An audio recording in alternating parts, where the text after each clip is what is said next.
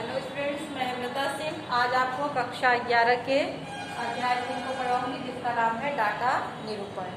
तो बच्चों, कंप्यूटर में डेटा का जो निरूपण डाटा का निरूपण किया जाता है, तो आपने कुछ शब्दों को सुना होगा, उनके बारे में बताती हूँ। जैसे बिट वर्ड आपका आता है, बिट या बाइट आता है। तो बिट क्या होता है? कंप्यूटर जो अपनी गणनाएं करता है तो वो जो है ऑन और ऑफ जो है करंट की स्थिति को लेता है। तो जहाँ पे ऑफ को हम 0 से रिप्रेजेंट करते हैं और ऑन को 1 से। तो यही जो 0 और 1 बिट है, इनको हम ये 0 और 1 है, इनको बाइनरी डिजिट कहते हैं और इन्हीं को हम बिट्स कहते हैं। तो कंप्यूटर में 2 बिट्स होती हैं, 0 और 1, और इन्हीं कंप्यूटर में सारी गणनाएं इन्हीं 0 और 1 का प्रयोग करके करता है और इनके अलग अलग कॉम्बिनेशन होते हैं। तो ये जो 0-1 बिट है, अगर ये 8 बिट का संयोग होता है, इसको कहा जाता है ए बाइट। ये 8 बिट अगर आप देते हैं, जैसे उदाहरण के लिए हमने ये किया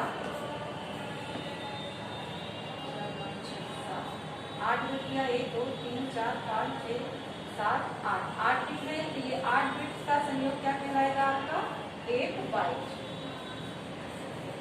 और कंप्यूटर में जो डाटा लिखा जाता है, मतलब एक कैरेक्टर को व्यक्त करने के कम से कम 1 बाइट की आवश्यकता होती है। और इसी तरह से वर्ड लेंथ है। कंप्यूटर जब सीपीयू क्रिया करता है तो वो क्रियान्वयन हेतु डाटा की जो मात्रा लेता है वो उसकी वर्ड लेंथ कहलाती है। जैसे आप सुनते हैं 32 बिट वाला सीपीयू या 8 बिट वाला सीपीयू, तो ये कहने का मतलब ये हुआ कि 8 जैसे 8 बिट वाला सीपीयू मतलब 8 बिट डाटा एक बार प्रोसेस में लेता है। 32 बिट कहा तो 32 बिट जो है सीपीयू एक बार प्रोसेस में लेता है। तो ये जितने बाइट होते हैं, एक बाइट एक कैरेक्टर को व्यक्त करता है। तो जो है यहाँ पे कोई भी वर्ड अगर आप लिखते हैं तो वहाँ पे जितने कैरेक्टर होंगे उतने बाइट का डेटा होता है। अब यहाँ निबल वर्ड भी आपने सुना होगा, निबल। तो 8 बिट का संयोग एक बाइट कहलाता है और ऐसे ही 4 बिट्स है, 4 बिट्स है, उसको हम कहते हैं एक निबल। तो ये कुछ महत्वपूर्ण जो है शब्द थे जिनके बारे में मैंने आपको बताया। और जो आप बिट कहते हैं, बिट का जो पूरा नाम है बाइनरी डिजिट, इसको हम बाइनरी डिजिट भी कहते हैं।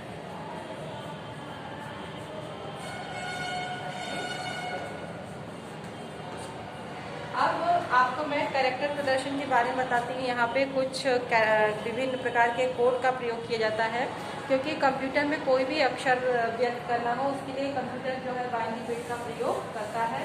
अब ये बाइनरी बिट अगर सीधे के सीधे प्रयोग किए जाते हैं तो सभी कैरेक्टरों को व्यक्त करना आसान नहीं है। तो इसके लिए विभिन्न कैरेक्टर को प्रणालियाँ लिया जाता है उसमें क्योंकि अगर आप बाइनरी बिट सेम लेते हैं, मतलब बाइनरी बिट केवल बिना कैरेक्टर कोड के प्रयोग के जो है अगर उपयोग किए जाते हैं तो यहाँ जो है अंतर कर पाना संभव नहीं होता। जैसे उदाहरण के लिए जो कैरेक्टर ए है उसका भी बाइनरी बिट 1 है और 1 का भी बाइनरी नंबर 1 का भी बाइनरी बिट 1 होता है। तो यहाँ पे ये बताना कंप्यूटर के संभव नहीं होगा कि ये कैरेक्टर है या 1 है। तो ऐसी स्थिति के लिए जो है कुछ कोडिंग प्रणाली का प्रयोग किया जाता है जिसे हम कैरेक्टर कोड या कंप्यूटर कोड कहते हैं, कैरेक्टर कोड कहते हैं। अब ये कैरेक्टर कोड का प्रयोग जो है ये 3 प्रकार के होते हैं कैरेक्टर कोड। जिसमें बीसीडी कोड है, बीसीडी कोड,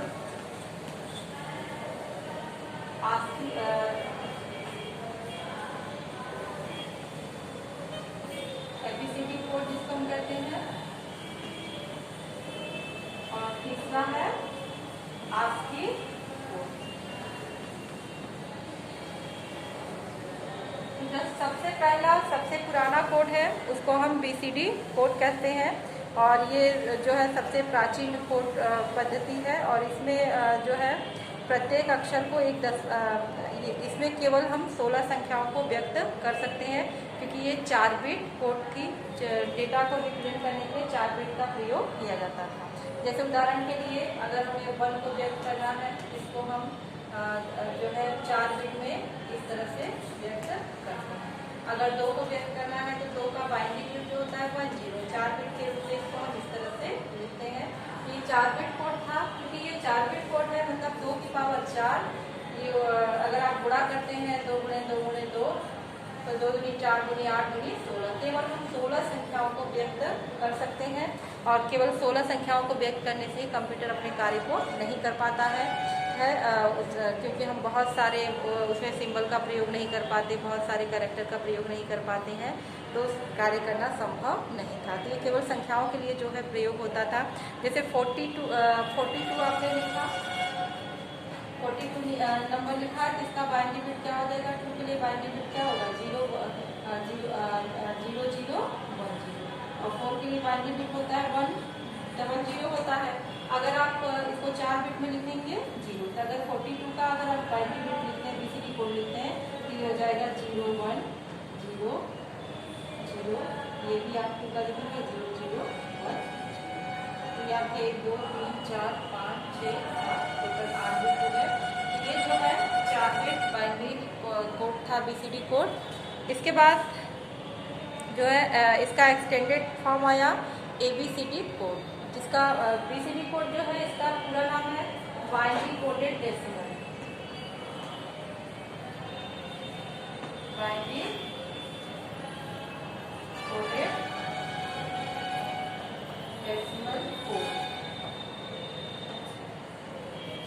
और ये जो है एबीसीडी कोड, इसका जो पूरा नाम है extended binary coded decimal interchange.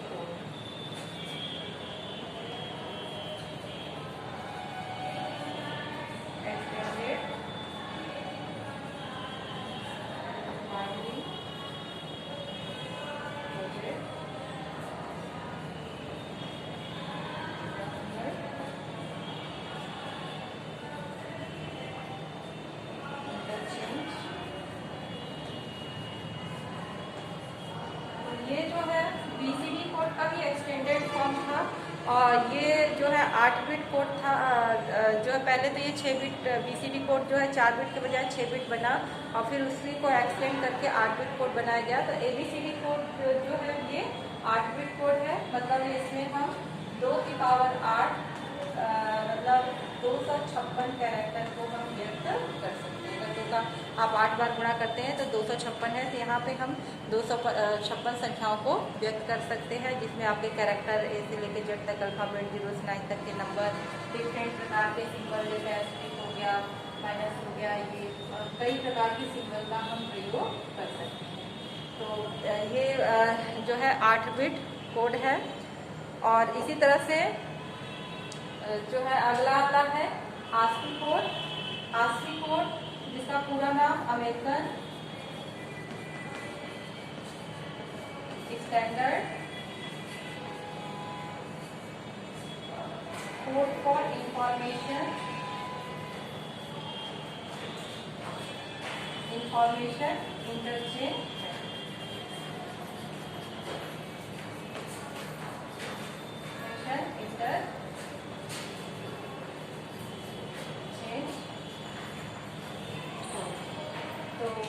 American standard code for information interchange code इसका पूरा नाम है। और ये जो है स्टैंडर्ड कोड है, और ये जो आस्की कोड है, ये तो 8 बिट कोड था एबीसीडी कोड। आस्की कोड जो है तो 2 प्रकार का आता है, एक 7 बिट आस्की कोड और 8 बिट आस्की कोड। ये 2 का 7 अगर हम लेते हैं तो आपका 128 संख्याएँ आएंगी, और 2 की पावर 8 लेते हैं तो ये आपका 8 बिट आस्की कोड है, और ये आपका 7 बिट आस्की कोड है।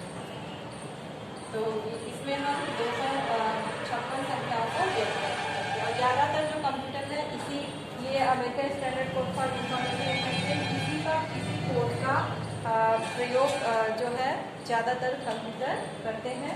और ये आस्की कोड में ज़्यादातर जो है 7 बिट कोड का ही प्रयोग किया जाता है, और इसमें 8 बिट कोड का भी प्रयोग किया जाता है। और जो 7 बिट कोड होता है, इसमें हम 128 कैरेक्टर को व्यक्त कर सकते हैं, जिसमें संख्याएं आपके 1 से 0 से लेकर 9 तक के नंबर, A से Z तक के कैरेक्टर, और भी विभिन्न प्रकार के सिंबल का प्रयोग कर सकते हैं। इसी तरह से 256 ये जो 8 बिट आस्की कोड है, इसमें में और अधिक संख्याएं 256 कैरेक्टर संख्या और विभिन्न प्रकार के संकेतों का हम प्रयोग करते हैं। तो ज़्यादातर 7 बिट ASCII कोड लिया जाता है, जिसमें जो 7 बिट अगर ASCII कोड होता है तो कोई भी डाटा के लिए जो है इसमें 4 बिट तो डिजिट के लिए लिया जाता है जो कैरेक्टर होता है, और 7 बिट जो है यहाँ पे जो है जोन बिट लिया जाता है, जहाँ से हम डिफरेंस कर पाते हैं कि जैसे मैंने आपको कहा था A और 1 का कैरेक्टर वही डेटा बिट है, तो कैसे डिफरेंस करेंगे। तो यहाँ पे जोन बिट के द्वारा डिफरेंस किया जा सकता है। A के लिए जोन बिट अलग होता है, 1 के लिए अलग होता है। अभी मैं एक उदाहरण से बताती हूँ। जैसे ASCII 7 बिट ASCII कोड है, इसके दो भाग हो गए, जोन बिट और ये डिजिट। तो जो ए कैरेक्टर है ये 1 है, तो 1 के लिए संख्या 1 के लिए जोन बिट 011 होगा, और डिजिट जो है यहाँ पे 001। ये आपका 1 के लिए ASCII कोड है 7 बिट, यहाँ पे जोन बिट 3 अंक का, 7 बिट में जोन बिट 3 अंक का होता है, और डिजिट के लिए जो है आपका 4 बिट रहेगा, जो भी कैरेक्टर होता है। और जो 8 बिट कोड है, इसमें 4 बिट का जोन बिट होता है, 4 बिट डिजिट या कैरेक्टर के लिए होता है। तो यहाँ 1 के लिए जैसे 011 है, और यहाँ पे 0 और 1 जो है डिजिट के लिए 1 के लिए है। अब अगर A के लिए जो है यही चीज़ जो है हम कैसे डिफरेंस कर पाएंगे। अगर A है तो A के लिए यहाँ पे जो जोन बिट होता है वो 100 है, और जबकि डिजिट जो है वो सेम रहेगा। तो इस तरह से कंप्यूटर जो है डिफरेंस कर सकता है कि ये जो है नंबर 1 के लिए ये कैरेक्टर। इसी तरह से जो अगर 8 बिट कोड है, तो 8 बिट ASCII कोड में सेम जो जोन बिट होगा, डिजिट तो आपका वही रहता है, लेकिन जो जोन बिट है वो चेंज हो जाता है। जैसे A के लिए 01 101, और A के लिए जो जोन बिट है इसमें 100। तो इस तरह से हम डिफरेंस कर सकते हैं। 8 बिट ASCII कोड में 4 बिट जोन बिट होता है, और 4 बिट कैरेक्टर या डिजिट के लिए, सिंबल के लिए होता है। तो ये विभिन्न कोडिंग प्रणालियाँ हैं